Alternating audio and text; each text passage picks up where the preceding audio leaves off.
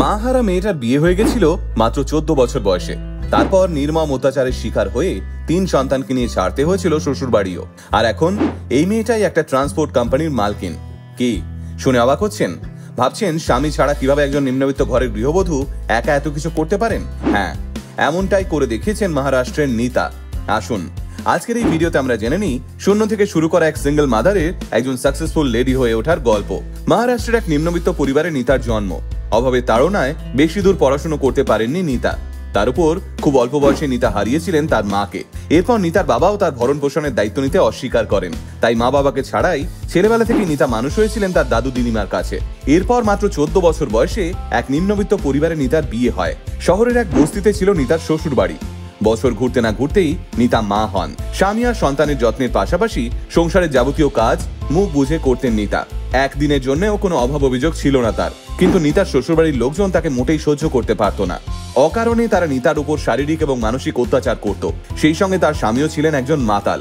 প্রায় রোজ রাতেই তিনি মদ্যপান করে বাড়ি ফিরতেন। শুধু তাই নয়, অমানসিকভাবে শারীরিক নির্যাতন চালাতেন নীতার ওপর। আর এর পাশাপাশি কথায় কথায় তাকে স্বামীর কাছে শুনতে হতো, তুমি তো কিছুই করতে পারবে না। প্রত্যেক দিনের এই অবজ্ঞা আর তিরস্কার নীতাকে ভিতর থেকে নাড়িয়ে দিয়েছিল অনেকটা।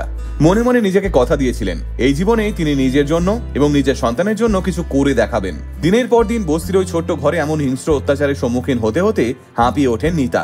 তখন তিনি ঠিক করেন যে একটি চাকরি করবেন, রোজগারের পাশাপাশি নতুন করে বাঁচবেন, উপভোগ করবেন তার বাকি জীবনটা। নীতার চাকরি করার সিদ্ধান্ত সেদিন মেনে নিতে পারেনি তার শ্বশুর বাড়ির লোকজন। এমনকি তার স্বামী তাকে প্রাণে মারারও হুমকি দিয়েছিলেন। এমন পরিস্থিতিতে কোনো কিছু না ভেবেই প্রাণে বাঁচতে নীতা তার 3 সন্তানকে সঙ্গে নিয়ে চিরকালের জন্য ছেড়েছিলেন তার শ্বশুর বাড়ির আশ্রয়। ইতি টেনেছিলেন সমস্ত সম্পর্কে। 3 সন্তানের হাত ধরে অজানা ভবিষ্যতের দিকে পা বাড়ানো অবশ্য মোটেই সহজ ছিল না 34 বছর বয়সী নীতা দেবীর জন্য। সামনের পথ অবশ্য মসৃণ ছিল না। সেদিন গৃহহারা নীতার সম্বল ছিল একরাশ মনের জোর আর অপরিসীম সাহস। এরপর আস্তে আস্তে সিঙ্গেল মাদার নীতা গড়ে তুলেছেন নিজের ঘর।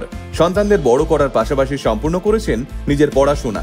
ছোট থেকেই গাড়ি চালানোর শখ ছিল নীতার। সংসার বাঁচাতে আর ছেলে মেয়েদের মানুষ করতে শৈশবের এই শখকেই তিনি বদলে নিয়েছিলেন পেশায়।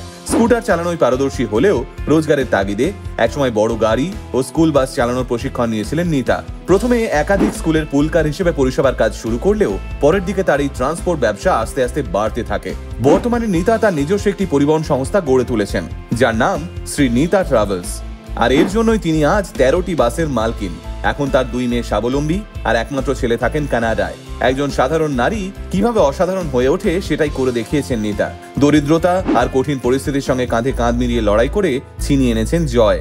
প্রমাণ করেছেন মনের জোর আর সাহস থাকলে নিজের ভাগ্য নিজে লেখা যায়। তাই অনুপ্রেরণা এবং সাহসের আর এক নাম নীতা।